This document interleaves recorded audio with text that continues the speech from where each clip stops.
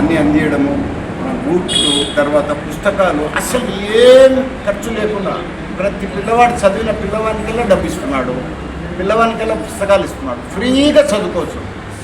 మళ్ళీ తర్వాత స్కూళ్ళను కూడా డెవలప్ చేస్తున్నాడు. కాబట్టి మంచి పిల్లలు తయారవుతారు, మంచి ఎడ్యుకేషన్ కూడా బాగా తయారవుతుంది. మనకు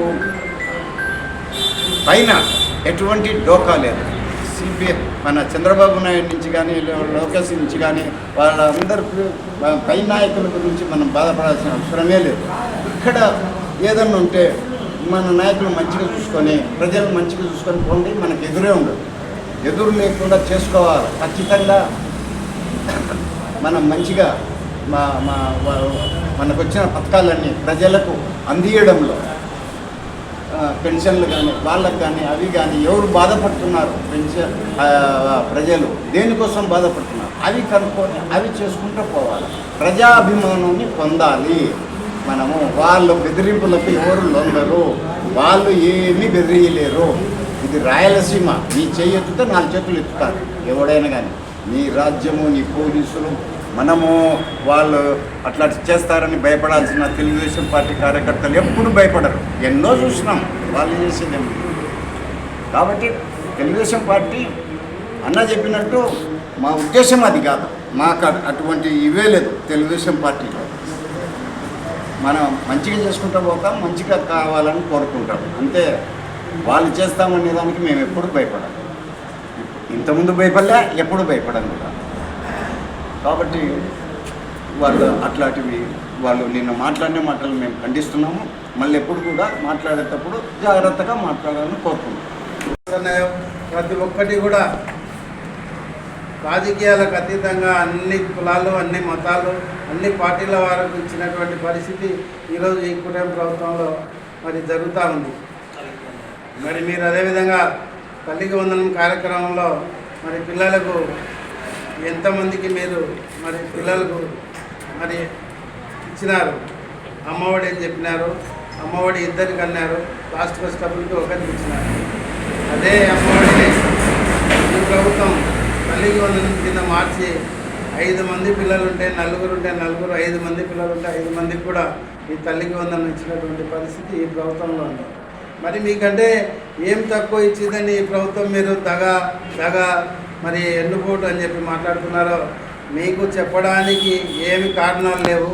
మీరు ఏదో ఒకటి మాట్లాడాలా, ప్రతిపక్షంలో ఉన్నాం కాబట్టి ఏదో ఒకటి మాట్లాడాలని మాట్లాడడం తప్ప ఈ ప్రభుత్వాన్ని విమర్శించేటువంటి నైతిక హక్కు మీ వైఎస్ఆర్సీపీ పార్టీకి లేదని చెప్పి కూడా మేము ఈరోజు కారాఖండిగా తెలియజేస్తూ, మరి నిన్న కొంతమంది నాయకులు చెప్పడం జరిగిందంట, మీరు ఈ ప్రభుత్వం ఉండేది 2 ఏళ్ళు అయిపోయింది, ఉండేది 3 సంవత్సరాలు, ఈ 3 సంవత్సరాలు అయిన తర్వాత వచ్చేది మా పార్టీనే, మా పార్టీ వస్తే మేమేం చేస్తామని చెప్పాలి. వాళ్ళు మీకన్నా మెరుగైన సంక్షేమం, అభివృద్ధి, ప్రజలకు మంచి చేస్తామని చెప్పాల్సినటువంటి పరిస్థితిని వదిలేసి ఈరోజు నిన్న చెప్పినటువంటి వాళ్ళు మరి మీటింగ్లో మీకంటే మేము ఎక్కువ మరి ఇబ్బందులు గురి చేస్తాము, కక్ష తీసుకుంటాము, మీ అందరిపైన తెలుగుదేశం పార్టీ కార్యకర్తలపైన కేసులు పెడతాము, మిమ్మల్ని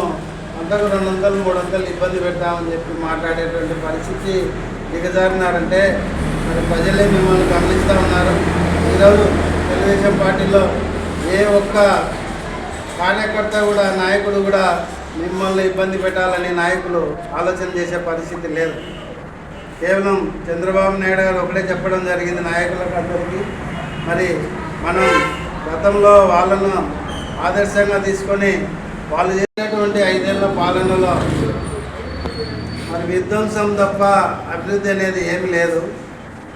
కేవలం ప్రజా సంక్షేమం అనే కార్యక్రమంతో వాళ్ళు ముందుకెళ్ళడం తప్ప రాష్ట్రం అభివృద్ధి విషయంలో 5 ఏళ్ళు వాళ్ళు చేసినటువంటి పాలనలో దాదాపు 20 సంవత్సరాలు ఈ రాష్ట్ర ప్రభుత్వం వెనక్కి పోయినటువంటి పరిస్థితి రాష్ట్ర ప్రజలందరికీ కూడా తెలుసు. మరి అటువంటి విధ్వంసమైనటువంటి పాలన నుంచి ఈరోజు కూటమి ప్రభుత్వం వచ్చిన తర్వాత మరి సంక్షేమంతో పాటు అభివృద్ధి కార్యక్రమాలు కూడా ఈరోజు రాష్ట్ర వ్యాప్తంగా ముమ్మరంగా జరిగేటువంటి పరిస్థితి ఈరోజు ప్రజలందరూ గమనిస్తూ ఉన్నారు.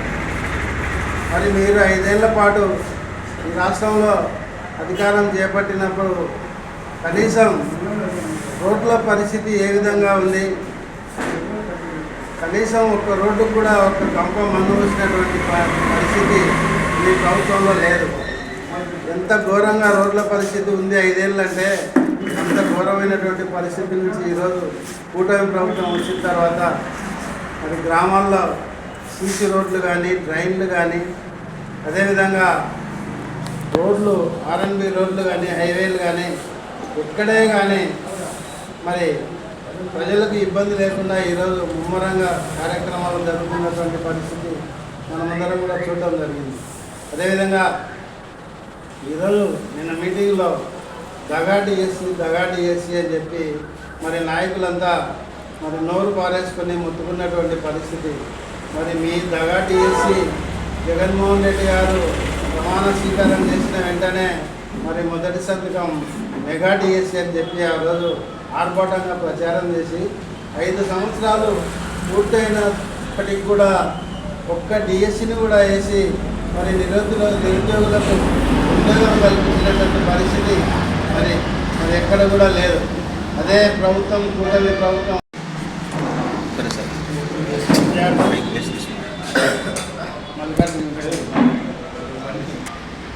ఈరోజు ఈ మీడియా సమావేశానికి చేసినటువంటి మాజీ జెడ్పీటీసీ సభ్యులు మిత్రులు యామగురప్ప గారికి, మండల పార్టీ జనరల్ సెక్రటరీ శివరామరెడ్డి గారు, ఇవాళ పవన్ ముస్లిం నాయకులు బీసీ హుదా హుసేన్, అదేవిధంగా మాజీ సర్పంచ్ భూమ వేణుగోపాల్ రెడ్డి గారు, ఇంకా ఇక్కడికి వచ్చినటువంటి తెలుగుదేశం పార్టీ నాయకులు, మీడియా మిత్రులందరూ కూడా నా హృదయపూర్వక నమస్కారాలు. ఈరోజు ఈ మీడియా సమావేశం ఏర్పాటు చేయడానికి ముఖ్య ఉద్దేశం, నిన్నటి రోజున అల్లగడ్డ నియోజకవర్గంలో వైఎస్ఆర్సీపీ పార్టీకి సంబంధించి ఒక నిరసన కార్యక్రమం ఏర్పాటు చేయడం జరిగింది. ఆ నిరసన కార్యక్రమం వాళ్ళ పార్టీకి సంబంధించి పెట్టినటువంటి స్లోగన్ అది వెన్నుపోటుకు 2 సంవత్సరాలు అని చెప్పి ఒక స్లోగన్ పెట్టి నిరసన కార్యక్రమం తెలుగుదేశం పార్టీ కూటమి ప్రభుత్వం మీద నిరసన తెలియజేయడం జరిగింది. అది వాళ్ళు చేసినటువంటి ఆ నిరసన కార్యక్రమంలో గతంలో వాళ్ళు ఏమేమి ఘనకార్యాలు చేసినారో వాళ్ళ ఘనకార్యాల కంటే మరి ఇక్కడ ఏమైనా తక్కువ జరిగింటే మేము ఇన్ని ఘనకార్యాలు చేసినాము, ఈరోజు ఈ ప్రభుత్వం ఏం చేయలేదని ప్రజలకు తెలియజేస్తే మంచిగా ఉండే పరిస్థితి. కానీ వాళ్ళు చేసినటువంటి నిరసన కార్యక్రమంలో ప్రభుత్వం మీద ఏమి ఇన్ని రకాలుగా అన్ని యువతకు ఉద్యోగాలు కల్పించడానికి ప్రయత్నాలు చేస్తున్నారు. ఇటువంటివి ఏమి చేయలే ఆయన చేసింది ఏంటి? సారా, అది బ్రాండ్ షాప్, స్కామ్, పట్టపగలు ఎవరన్నా నగదు కొనిస్తారా, నగలల్లా తీసుకుపోయి స్కామ్ చేసి తప్పు కదా. అంత బహిరంగంగా ప్రజలకు తెలిసే విధంగా స్కామ్లు చేసినారు, డబ్బు చేసి అట్లాంటివన్నీ ఉన్నాయి కాబట్టి వాళ్ళకు ఘోరమైన అవమానం జరిగింది. ఎవరైనా సరే ఎక్కడైనా ప్రజలు సరైన నిర్ణయం తీసుకుంటారు. ప్రజలకు తెలుదులే నేనేం చేసినా అని క్షమిస్తారులే అనుకోకూడదు, ఎప్పుడు క్షమించరు. కాబట్టి మనం మంచి చేసే ఓట్లకు గెలిచాలి. మనము వేరే విధంగా గెలవడానికి ప్రయత్నాలు చేసి దొమ్మి చేసి అట్ట చేస్తే ప్రజలు ఖచ్చితంగా శిక్షిస్తారు. ఇది గుర్తుపెట్టుకోవాలి. కాబట్టి నిన్న వాళ్ళు మాట్లాడిన మాటలను మనము ఖండిస్తున్నాం. ఎటువంటి పరిస్థితుల్లో వాళ్ళు 3 ఏళ్ల తర్వాత వచ్చి మేము అట్ట చేస్తాం, ఇట్ట చేస్తాం, ఏదో కేసులు పెడతాం, నరుకుతాం అని అంటే అది దాన్ని బట్టే ప్రజలు తీర్పిస్తారు. ఖచ్చితంగా వాళ్ళకు దాని మీద ప్రజలు యాక్షన్ తీసుకుంటారు. ఎవరో కాదు, ప్రజలే. తప్పుడుగా మాట్లాడటము అవి మానుకొని అభివృద్ధి కార్యక్రమాలు ఎవరైనా చేయకుంటే దాని గురించి మీరు విమర్శించండి. అభివృద్ధి జరగడం లేదు, అక్కడ జరగడం లేదు, ఇక్కడ జరగడం లేదు, ఇది అన్యాయంగా ప్రజలకు ఇచ్చేస్తున్నారు, అవి మాట్లాడండి. అంతేగాని గవర్నమెంట్ను అభివృద్ధి చేసే విధానాన్ని వదులుకోవద్దు. మనకు లోకేష్ ఉన్నాడు, విద్యాశాఖ మంత్రి. ఆయన మొత్తం స్కూళ్ళ మీద మంచి ఇది చేస్తున్నాడు. మంచి మంచి పరిశ్రమల కోసము ఢిల్లీకి వెళ్తున్నాడు, అక్కడ వాళ్ళని కూడా మాట్లాడుతున్నాడు, చేత విధాలుగా చేస్తున్నాడు. లోకేష్ ఎంత మంచి విద్యావేత్త, మంచి చదువుకున్నాడు, ఎట్లా నైస్గా మాట్లాడుతున్నాడు. రాష్ట్రానికి ఏం వాళ్ళకు వచ్చినటువంటి చెడ్డ పేరు మనకు రావడం జరుగుతుంది. కాబట్టి మనకు వాళ్ళు చేసినటువంటి దుర్మార్గం అటువంటి కార్యక్రమాలు మనకు అవసరం లేదు. మనం కేవలం అభివృద్ధి అనేది, సంక్షేమం అనేది అందరికీ, అన్ని పార్టీలకు, కులమతాలకు అతీతంగా తీసుకుపోవాలా. మనం మంచి పేరు తెచ్చుకోవాలా. ఇంకా 4 కాలాల పాటు ప్రభుత్వం ప్రజలకు అందుబాటులో ఉండాలని చెప్పడం జరిగింది. కాబట్టి చంద్రబాబు నాయుడు మాటలు దృష్టిలో పెట్టుకొని, అదేవిధంగా లోకేష్ బాబు గారి మాటలను దృష్టిలో పెట్టుకొని ఈరోజు మరి తెలుగుదేశం పార్టీలో నాయకులు కానీ, కార్యకర్తలు కానీ మరి ముందుకు పోవడం జరుగుతూ ఉంది తప్ప మీ మాదిరి అనవసరంగా తప్పుడు కేసులు పెట్టి మరి పోలీసుల ద్వారా ప్రజలను వేధించాలనుకుంటే మీరు 3 ఏళ్ళ తర్వాత వేధించాలనుకుంటారేమో. కానీ మేమనుకుంటే ఈ రోజు నుంచే మిమ్మల్ని ఎన్ని రకాలుగా వేధించాలనో అన్ని రకాలుగా వేధించవచ్చు, కేసులు పెట్టచ్చు, మిమ్మల్ని ఇబ్బంది పెట్టచ్చు. మరి అటువంటి పరిస్థితి ఈ ప్రభుత్వానికి వద్దు, ఈ పార్టీకి వద్దని చెప్పి మరి పార్టీ అధిష్టానం తీసుకున్న నిర్ణయాలను దృష్టిలో పెట్టుకొని మేము పోవడం జరుగుతుంది తప్ప మేము అటువంటి ఉద్దేశం ఎప్పుడూ లేదు.